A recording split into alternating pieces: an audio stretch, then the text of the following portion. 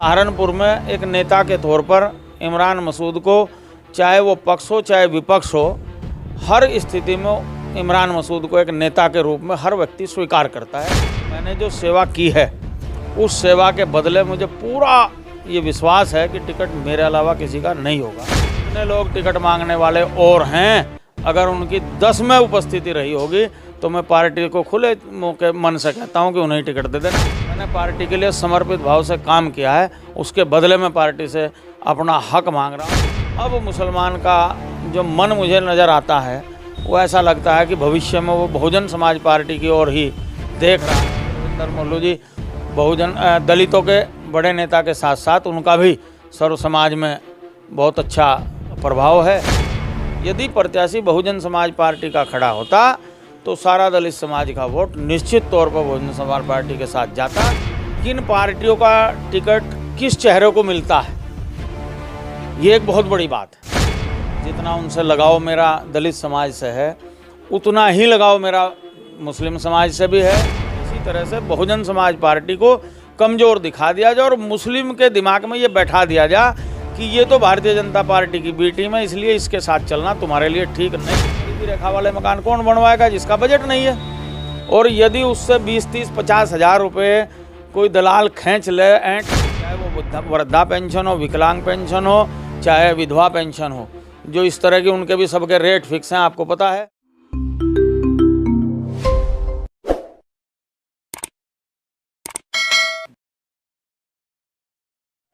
नमस्कार, स्वागत है आप सभी का हिंदुस्तान 24 पर और मैं आप सबके साथ विपिन चौधरी। उत्तर प्रदेश में निकाय चुनाव का बिगुल बज चुका है। आरक्षण की स्थिति भी स्पष्ट हो चुकी है। इस समय मैं कस्बा रामपुर मनिहारान में मौजूद हूं और यहां से बहुजन समाज पार्टी के टिकट पर चुनाव लड़ने वालों की लंबी लाइन है। इसका सबसे बड़ा कारण है बसपा के बड़े नेता इमरान मसूद और दलित समाज का वोट। तस्वीरों में आप जिस शख्स को देख रहे हैं, इनका नाम रविंदर चौधरी है। बहुत पुराने बसपाई हैं। अगर टिकट मिलता है तो चुनाव में कौन से इनके मुद्दे रहेंगे, किससे ये अपना मुकाबला मानते हैं, ऐसे और भी तमाम सवाल हम इनसे करेंगे। रविंदर चौधरी जी, सबसे पहले तो हिंदुस्तान 24 पर आपका बहुत बहुत स्वागत करता हूं। आपका भी, आप मेरे पास पधारे, आपका भी हृदय की गहराइयों से स्वागत व सम्मान। आप बहुत पुराने बसपाई हैं। मेरा सबसे पहला सवाल आपसे यही है कि टिकट मिलने के आपको कितने चांस हैं, क्योंकि यहाँ से तो बड़ी लंबी लाइन बसपा के टिकट की चाहने वालों की है। जहाँ तक टिकट की उम्मीद की बात है, मैंने बहुजन समाज पार्टी के विधानसभा अध्यक्ष से लगाकर मंडल कोऑर्डिनेटर, जिला सचिव, जिला कोषाध्यक्ष व विधानसभा का चुनाव प्रभारी कई बार मैं रहा हूँ। अनेकों पदों पर रहकर मैंने पार्टी की सेवा की हुई है और मैंने जो सेवा की है उस सेवा के बदले मुझे पूरा ये विश्वास है कि टिकट मेरे अलावा किसी का नहीं होगा, क्योंकि मेरे से ज़्यादा पार्टी के प्रति समर्पित कोई कार्यकर्ता टिकट मांगने वालों में नहीं है। यानी यहाँ से जो टिकट मांग रहे हैं, चाहे वह आबिद हसन हो, चाहे जोगिंदर चौधरी हो, चाहे अनिल अग्रवाल हो, वो पार्टी के समर्पित सिपाही नहीं हैं, वो आपसे पुराने बसपाई नहीं हैं। देखिए, मैं किसी के निष्ठा पर सवाल खड़ा नहीं करना चाहता, लेकिन आप जाकर के पता कर लें कि पार्टी के पिछले बहुत लंबे समय से, मैं 2012 में विधानसभा अध्यक्ष गुज्जर भाईचारा बना था, तब से आज तक अगर इस पार्टी की 100 मीटिंगें, 100 रैली, 100 कैडर कैंप, 100 जलसे जुलूस हुए होंगे तो रविंदर चौधरी की उपस्थिति उनमें से कम 90 में रही होगी। और जितने लोग टिकट मांगने वाले और हैं, अगर उनकी 10 में उपस्थिति रही होगी तो मैं पार्टी को खुले मौके मन से कहता हूं कि उन्हें टिकट दे देना। लेकिन इसका एनालाइज ज़रूर कर ले पार्टी कि उन्होंने कितना समय पार्टी को दिया है, और मेरी अगर 90 से 89 हुई तो मुझे टिकट ना दें। मेरा दावा मेरे काम के बल पे है। मैं किसी हवाई बातों में नहीं जाना चाहता और ना ही मैं हवाई बातें क्या करता हूं। मैंने पार्टी के लिए समर्पित भाव से काम किया है, उसके बदले में पार्टी से अपना हक मांग रहा हूं और मुझे लगता है कि मेरे नेता, मेरी पार्टी, बहुजन समाज पार्टी और बहन जी का आशीर्वाद मुझे ही मिलेगा। इसके अलावा कोई ना इसका हकदार है और ना मैं समझता हूं कि उनको ये मिलने वाला है। इमरान मसूद के पार्टी में आने से पहले बात कुछ और थी। इमरान मसूद की एंट्री के बाद तो आपको नहीं लगता कि समीकरण कहीं ना कहीं बदलेंगे? इमरान मसूद के साथ जो लोग पार्टी में आए हैं वो भी तो टिकट चाह रहे हैं। देखिए, सबको मांगने का हक है, सब लोग टिकट मांग सकते हैं और उनके साथ भी जो लोग आए हैं उनको भी टिकट मांगने का तो वास्तव में हक है। लेकिन चूँकि हमने जिस पेड़ को जो किसान लगाता है और उसको सींचता है, खोदता है, नड़ाई करता है, गुड़ाई करता है और उसमें पानी देता है, उसकी पालना परवश करता है, तो सबसे पहला हक उस पर उसी का होता है। स्वागत उन सब का भी है जो मांग रहे हैं, उनका अधिकार है, मांगना भी चाहिए, लेकिन हक सबसे ज़्यादा मेरा है और इसलिए मुझे लगता है कि ये मेरा हक मुझे ही मिलेगा, दूसरे किसी को मिलने वाला नहीं। इमरान मसूद तो निकाय चुनाव को लेकर बड़े एक्टिव दिखाई दे रहे हैं, लेकिन आपने रामपुर मनिहारान विधानसभा से जिसे चुनाव लड़ाया रविंदर मोल्लू, वो तो कहीं ना कहीं साइलेंट दिखाई दे रहे हैं, वो तो कहीं फील्ड में भी नज़र नहीं आ रहे। नहीं, ऐसी बात नहीं है। जहाँ जाने की बात है, मान लिया पार्टी के जो भी सम्मेलन हुए या जो भी प्रोग्राम है, रविंदर मोल्लू जी उनमें उपस्थित रहे और उसके अलावा और कोई जैसा मान लिया सामाजिक कार्यक्रम है उनमें वो सामाजिक, मान लिया शादी ब्याह मरना जीना सुख दुख है, उसमें वो सब आना जाना उनका लगातार बना हुआ है। तो ऐसा नहीं है कि वो निष्क्रिय हैं, जहाँ ज़रूरत है वहाँ जा रहे हैं। रही बात इमरान मसूद जी की, वो सक्रिय इसलिए दिखाई दे रहे हैं कि बहन जी ने उनकी संगठन में बड़े स्तर पर ड्यूटी लगाई है, पश्चिम उत्तर प्रदेश का उनको प्रभारी की जिम्मेदारी दी है। तो चूँकि वो ज़्यादा बड़े क्षेत्रों का प्रेजेंटेशन कर रहे हैं तो उनका दिखाई देना स्वाभाविक है। उनकी जिम्मेदारी बड़ी है तो उनका प्रेजेंटेशन भी बड़ा ही होगा, उनको दिखाई देना भी ज़्यादा बनता है, स्वाभाविक है। इतना ही अंतर है, इसके अलावा कोई बात नहीं है। इमरान मसूद बसपा में शामिल हुए हैं, तो मेरा आपसे सवाल ये है कि ये जो निकाय चुनाव है इस पर किस प्रकार का वो फ़र्क डाल पाएंगे, बसपा को किस प्रकार से लाभ होगा? देखिए, इमरान मसूद निर्विवाद रूप से अपने समाज में और उसके अलावा भी सर्व समाज में उनका एक वजूद है। सहारनपुर में एक नेता के तौर पर इमरान मसूद को, चाहे वो पक्ष हो चाहे विपक्ष हो, हर स्थिति में इमरान मसूद को एक नेता के रूप में हर व्यक्ति स्वीकार करता है। ये तो सच्चाई है। जब वो बसपा में नहीं थे तब भी ऐसा नहीं कि, अगर आप ये सवाल हमसे तब करते जब वो बसपा में नहीं थे, तब भी हम यही कहते कि वास्तव में जो एक नेता वाली बात है, जो एक हार्ड वर्कर और एक नेता में जो गुण होने चाहिए, वो अगर हम बात करें तो वो इमरान मसूद में सारे गुण हैं। इसलिए उनको बहुत सारे लोग लाइक करते हैं, उनकी जो फॉलोइंग है वो बहुत बड़ी है। तो जब वो इस पार्टी में आए तो निश्चित तौर पर इस ज़िले में बहुत बड़ा प्रभाव निकाय चुनाव में आने वाला है और उनका जो प्रयास है उससे कहीं ना कहीं पूरे ज़िले में रिज़ल्ट बदलने का काम होगा, ये मुझे पूरा विश्वास है। आपने भी कहा इमरान मसूद बड़े मुस्लिम नेता हैं, लेकिन मुसलमानों के वोटों की यदि हम बात करें तो विधानसभा चुनाव में भी आपने देखा होगा वो तो समाजवादी पार्टी के पक्ष में खड़ा हुआ है। देखिए, हर चुनाव का एक अलग एजेंडा होता है, हर चुनाव में एक अलग हवा बहती है। किसी चुनाव में कोई हवा चल पड़ी। इस बार मुस्लिम ज़्यादातर ये हुआ पूरे प्रदेश में ही कि मुस्लिम का रुझान समाजवादी की तरफ चला गया।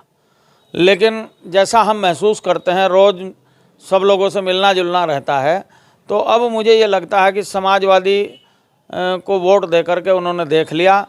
अब मुसलमान का जो मन मुझे नज़र आता है वो ऐसा लगता है कि भविष्य में वो बहुजन समाज पार्टी की ओर ही देख रहा है। आशा और उम्मीद की किरण उन्हें बहुजन समाज पार्टी दिखाई दे रही है। तो अगला जो समीकरण होगा, अगला जो परिवर्तन आने वाला है वो बहुजन समाज पार्टी के पक्ष में आने वाला है, ऐसा मैं महसूस करता हूँ। इमरान मसूद और रविंदर मोल्लू का जिस तरीके से गठजोड़ हुआ है, तो आपको लगता है कि इससे मजबूती मिलेगी?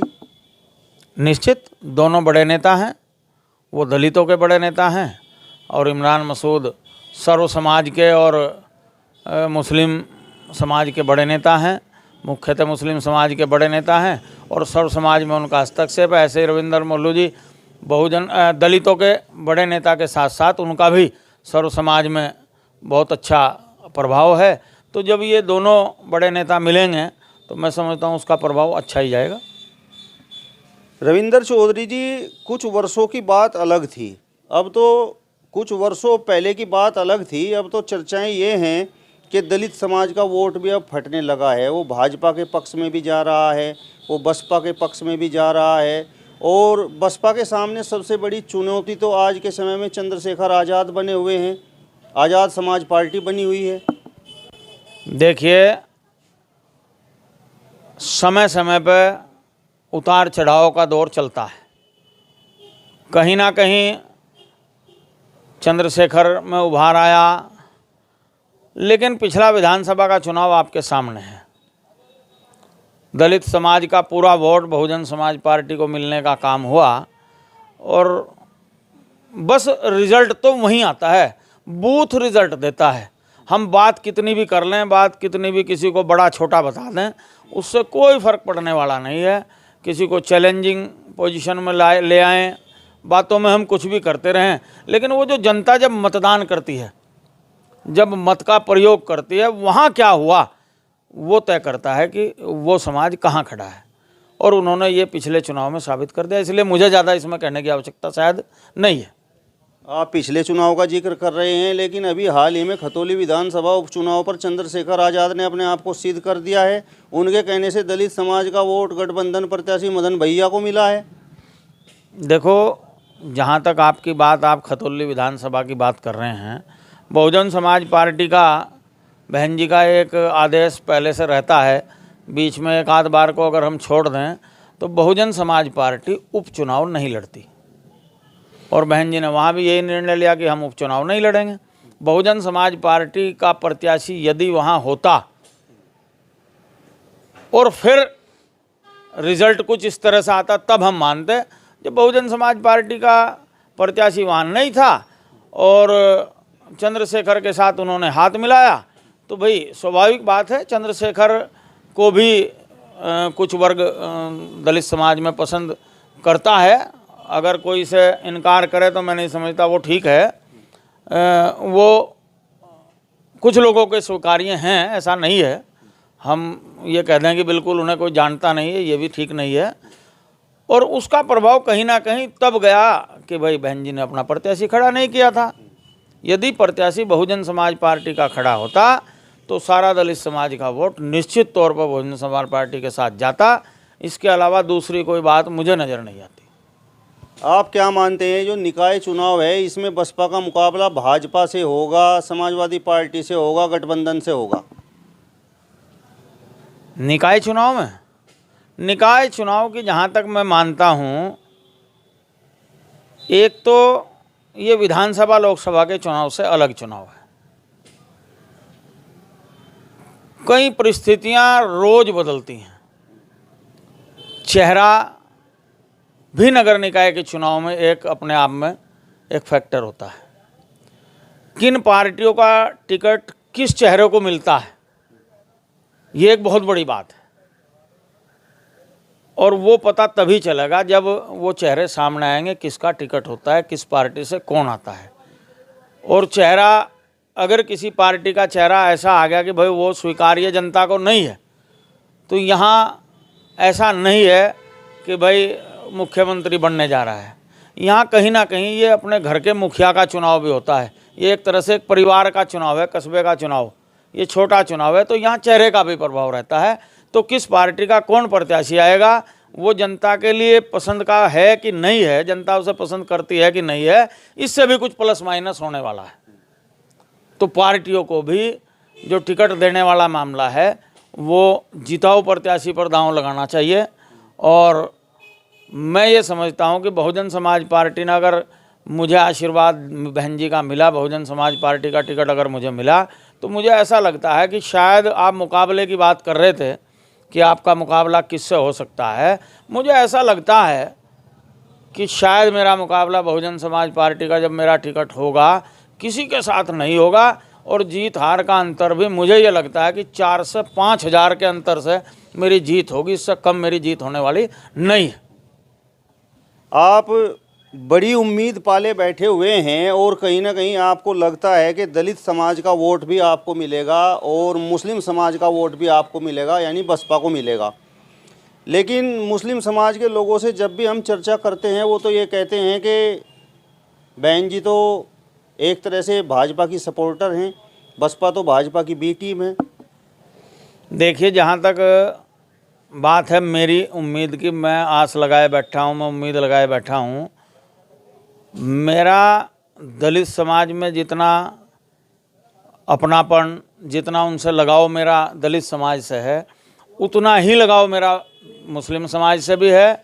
और आपकी जानकारी के लिए बता दूं कि 36 बिरादरी, चाहे वो आपका बनिया हो, ब्राह्मण हो, पंजाबी हो, धीमान हो, पाल हो, प्रजापति हो, या गुजर हो, या अन्य कोई बिरादरी हो, रोहिला हो, सारे समाज में, प्रत्येक समाज में, रामपुर में आप किसी कोने पर जाके पता कर लें कि इस रामपुर में अगर किसी का भी दुख सुख हो, चाहे किसी मोहल्ले, किसी गली का हो, किसी गरीब का हो, अमीर का हो, या मध्यम वर्गीय का हो, दलित, शोषित, वंचित, किसी का भी हो, मेरे यहाँ कोई परहेज नहीं है। मैं प्रत्येक बिरादरी, प्रत्येक समाज में जाता हूँ। दुख सुख का हिस्सा बनने वाला मेरे से ज़्यादा दूसरा रामपुर में कोई नहीं है, ये बात तो मैं दावे से कह सकता हूँ। आप बड़ी खूबसूरती के साथ सवाल के जवाब को टाल गए। मेरा सवाल आपसे ये था कि मुस्लिम समाज के लोग अक्सर जिक्र ये क्यों करते हैं कि बहुजन समाज पार्टी तो भाजपा की ही बी टीम है, और कहीं ना कहीं मुस्लिम समाज के लोगों को अगर दिक्कत है तो वो भाजपा से ही है। देखो, जहाँ तक बात है आपकी, आपने ये सवाल किया, अभी जब विधानसभा का चुनाव पीछे था तो एक बात आपने भी सुनी होगी, आप तो पत्रकार हैं, हमारा क्षेत्र थोड़ा छोटा है, आपका क्षेत्र बहुत वाइड है, आपका क्षेत्र बहुत बड़ा है। चूँकि आपको बड़े बड़े नेताओं से भी बात करने का आपको तजुर्बा है, बहुत दूर दूर तक आप पत्रकारिता करते हैं, पत्रकारिता का फील्ड एक बहुत बड़ा फील्ड है, आपको सारी जानकारियाँ रहती हैं जो एक नेता को नहीं रहती, वो जानकारियाँ आपको रहती हैं। तो अभी पिछले चुनाव से पहले क्या चला कि बहन जी को भारतीय जनता पार्टी राष्ट्रपति बनाने जा रही है, और बहन जी राष्ट्रपति बन जाएंगे, और जो बहुजन समाज पार्टी का मतदाता है उसको बहन जी कहीं ना कहीं भारतीय जनता पार्टी की तरफ ट्रांसफ़र कर देंगे, और इसलिए बहन जी जो है चुनाव में चुप हैं, ऐसा कहा गया। ये क्या था? ये एक प्रोपगेंडा था, और वो प्रोपगेंडा था कि किसी तरह से बहुजन समाज पार्टी को कमज़ोर दिखा दिया जाए और मुस्लिम के दिमाग में ये बैठा दिया जाए कि ये तो भारतीय जनता पार्टी की बी टीम है, इसलिए इसके साथ चलना तुम्हारे लिए ठीक नहीं है, और ये तो भाजपा के साथ जाने वाली हैं, ये तो भाजपा इसको तो राष्ट्रपति बनाने जा रही। क्या ये बात सच हुई? क्या उनको राष्ट्रपति बना दिया गया? तो ऐसा नहीं है। ये एक राजनीतिक प्रोपगेंडा होता है, एक समाज के दिमाग को डाइवर्ट करना और एक पार्टी के कैडर को कमज़ोर करने का एक भ्रामक प्रचार करके वो एक प्रोपगेंडा होता है। वही प्रोपगेंडा चला आ रहा है, लेकिन उस प्रोपगेंडे से अब मुस्लिम समाज मुझे लगता है कि बाहर निकलने वाला है, और उसकी समझ में आ गया कि ये सारा झूठ था, और उस झूठ के चक्कर में वो पिछले चुनाव में तो आ गए, लेकिन आने वाले चुनाव में उस झूठ से बाहर निकल करके वो बहुजन समाज पार्टी के साथ जुड़ने का मुझे लगता है कि मन बना चुका है। ये तो पीछे जो है मुस्लिम समाज तो ये तर्क देता है कि यदि धारा 370 की बात हो, सीएए की बात हो, एनआरसी की बात हो, या अभी जो राष्ट्रपति चुनाव हुआ है उसमें भी बहन जी ने भाजपा की जो प्रत्याशी थी द्रौपदी मुर्मू, उनको समर्थन देने का काम किया। देखिए, जहाँ तक बात है मुर्मू जी की, माननीय वो हमारे देश का सबसे बड़ा संवैधानिक पद है, और वो जिस समाज से आती हैं, और बहन जी भी कहीं ना कहीं उसी समाज का प्रतिनिधित्व करती है।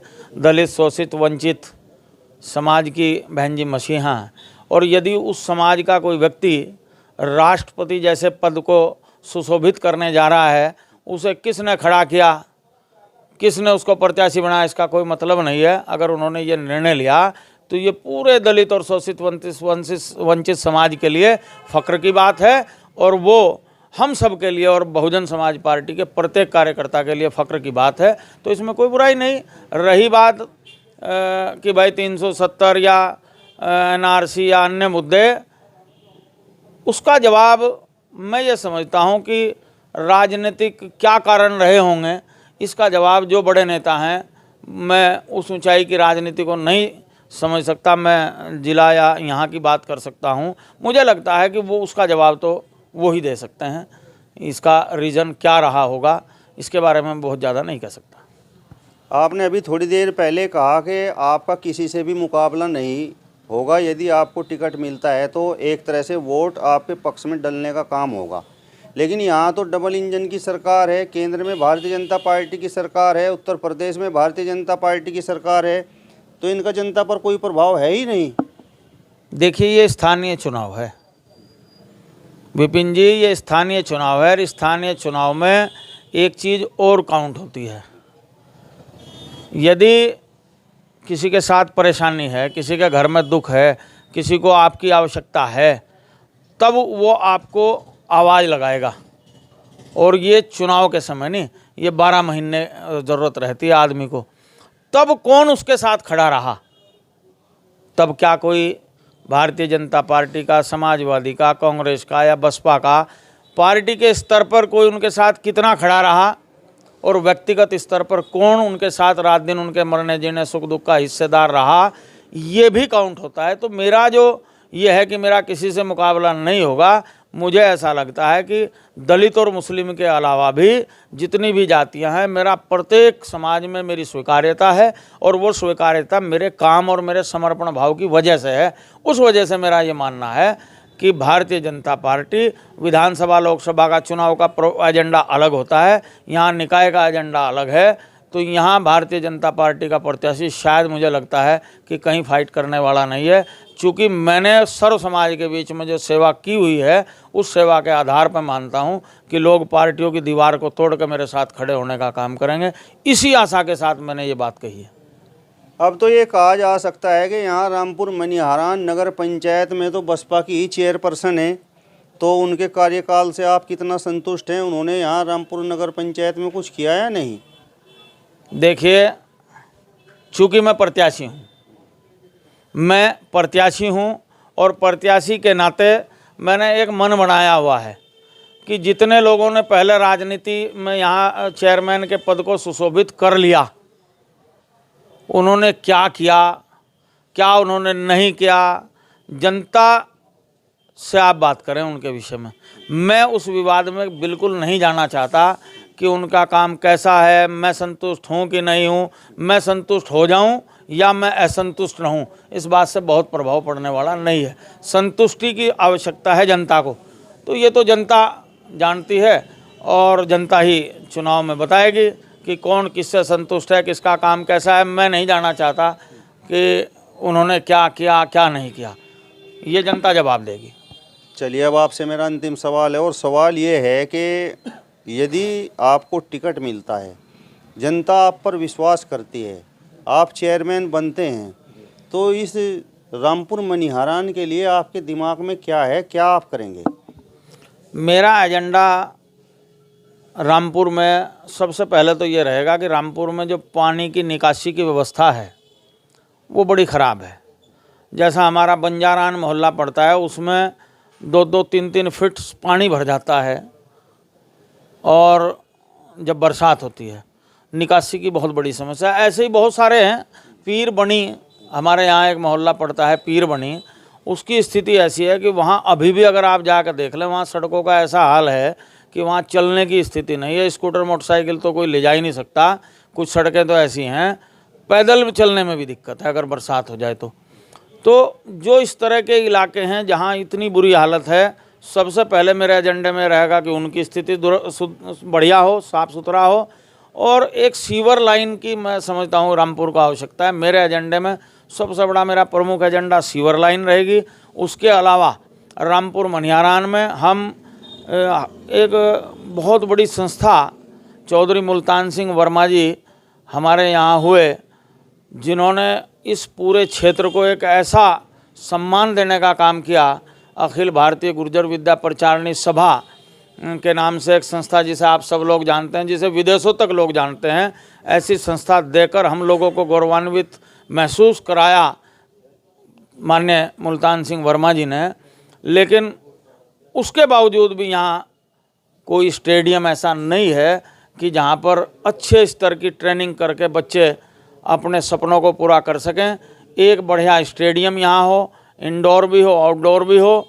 मेरा ये प्रयास रहेगा कि किसी भी स्तर तक मुझे दौड़ना पड़े, लखनऊ, दिल्ली, जहाँ भी मुझे प्रयास करना पड़े, मैं सब साथियों को साथ ले करके उन प्रयासों में भी लगूंगा कि मैं प्रयास करूंगा कि यहाँ ज़रूर एक ऐसा इंडोर आउटडोर बढ़िया स्टेडियम हो जहाँ अंतर्राष्ट्रीय स्तर तक के बच्चे अपनी प्रैक्टिस करके अपने परिवार के नाम को रोशन कर सके, इस क्षेत्र के नाम को रोशन कर सके। एक मेरा ये एजेंडा रहेगा। एक मेरा एजेंडे में ये है कि जैसे हमने देखा कि गरीब आदमी हो चाहे अमीर आदमी हो, किसी के पास भी आज के समय में अपने परिवार में होने वाले प्रत्येक फंक्शन, किसी भी काम के लिए जो एक स्पेस चाहिए, जो जगह चाहिए, उतनी जगह पर्याप्त नहीं है। तो उसके लिए कहाँ जाना पड़ता है? गरीब आदमी को भी कहीं ना कहीं बैंक्वेट हॉल में जाना पड़ता है और वहाँ 31-51 हज़ार रुपये से कम की रसीद नहीं कटती। तो फिर वहाँ की साज सज्जा में खर्च होने वाली जो चीज़ें हैं, लगभग एक गरीब आदमी, कई बार ऐसी स्थिति है, बहुत सारे ऐसे लोग हैं जो 50,000 रुपये में अपनी बेटी की शादी कर देते हैं और वहाँ 50,000 रुपये बैंक्वेट हॉल वाले के हैं। तो वो गरीब आदमी जिसके पास उतना साधन नहीं है, वो कहाँ जाएगा? तो मेरा प्रयास ये रहेगा कि मैं रामपुर में कम से कम 2-3 जगह, चाहे हमें प्रस्ताव करा के सरकार के पास जाके मुख्यमंत्री तक जाना चाहे पड़े, हमें जब ये जिम्मेदारी मिलेगी 10 लोगों को लेकर, पूरा प्रयास करके चाहे ज़मीन खरीद के बनाना पड़े, 1-2 जगह 3 जगह ऐसे बड़े बैंक्वेट हॉल जिसमें वो बने और गरीब आदमी जो है, जिसके पास साधन की कमी है, जिसके पास पैसे की कमी है, उसके बच्चे की शादी के लिए, उसके घर में होने वाले प्रत्येक आयोजन के लिए, जन्मदिन, जसुट्ठन या कोई शोक सभा वगैरह, जो भी आदमी की ज़रूरत है जीवन की, उन सारे आयोजनों को करने के लिए उसको वो स्पेस, वो स्थान, वो बैंक्वेट हॉल जो सरकारी हो, टाउन एरिया नगर पंचायत की ओर से हो, वो फ्री ऑफ कॉस्ट उपलब्ध हो। उसमें 1 रुपया उसे देना ना पड़े और उसके अलावा 5,000 लीटर का टैंकर पानी का भर के वहाँ खड़ा कर दिया जाए, वो भी फ्री ऑफ कॉस्ट उनको मिलने का काम हो। और जब गरीब लोगों के लिए इस तरह की योजनाएं होंगी, इस तरह के काम होंगे, तो मैं समझता हूँ कि तभी उनका भला हो पाएगा। वरना बहुत सारी चीज़ें हुई गई, लोग बने और भाई बन के 5 साल पूरे हुए, अगली बार फिर लोगों ने नाराज़ होकर कोई और बना दिया, दोबारा फिर बन गए। तो यही पैटर्न चला रहा, ढर्रा जो चला रहा है, मैं चाहता हूँ कि ये बदलना चाहिए। कोई जो वास्तव में विकास करना चाहता है वो आना चाहिए। एक बात और मैं फटाफट आपके सामने कह दूँ, समय बहुत सारा हो गया, शायद आपकी वीडियो भी लंबी होगी। यहाँ प्रधानमंत्री आवास योजना के नाम पे बहुत सारे मकान रामपुर में बनने का काम हुआ। लगभग 3,000 से ज़्यादा मकान रामपुर मनियारान में बने, लेकिन उन मकानों में सब लोगों से, उन गरीब लोगों से जिनका वास्तव में बजट नहीं था, भाई मकान गरीबी रेखा वाले मकान कौन बनवाएगा जिसका बजट नहीं है। और यदि उससे 20-30-50 हज़ार रुपये कोई दलाल खींच ले, ऐंठ ले, तो वो तो फिर उसका क्या फ़ायदा हुआ सरकार की योजना का। हम लोगों को अगर जिता करके या किसी को भी जनप्रतिनिधि को जिता करके जब जनता भेजती है, उसकी आशा और उम्मीद ये होती है कि उसका काम ईमानदारी से और बिना पैसे के हो, लेकिन हमने उसकी जेब काटना शुरू कर दिया। तो यदि भगवान ने मुझे मौका दिया, इस देवतुल्य जनता ने नगर की अगर मुझे मौका दिया, तो मैं ये वायदा जरूर इस नगर की जनता से कर सकता हूँ कि 1 रुपये का भ्रष्टाचार, 1 रुपये का लेन देन प्रधानमंत्री आवास योजना में नहीं होगा।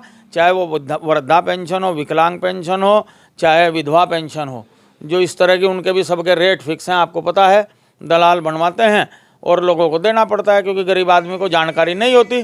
तो उसके लिए मैंने एक योजना मेरे मन में है कि मैं एक काउंटर लगवाऊंगा, 2 कर्मचारियों की ड्यूटी स्पेशल इसी काम पर रहेगी कि उन सारे फार्मों को भरे और उनसे बिना कोई पैसा लिए उन सारे काम को करा के लाने का काम, जहां मेरी ज़रूरत होगी मैं लगूंगा, उन कर्मचारियों के ज़िम्मे रखूंगा और उसको करा करके फ्री ऑफ कॉस्ट सबका काम कराने का काम करूंगा। अगर इन सारे कामों में जितनी भी सरकारी योजनाएं आती हैं, उनमें अगर 1 रुपया भी किसी का, गरीब आदमी का अवैध रूप से खर्च हुआ, तो उसकी जिम्मेदारी मेरी होगी, मैं ये वादा कर सकता हूँ।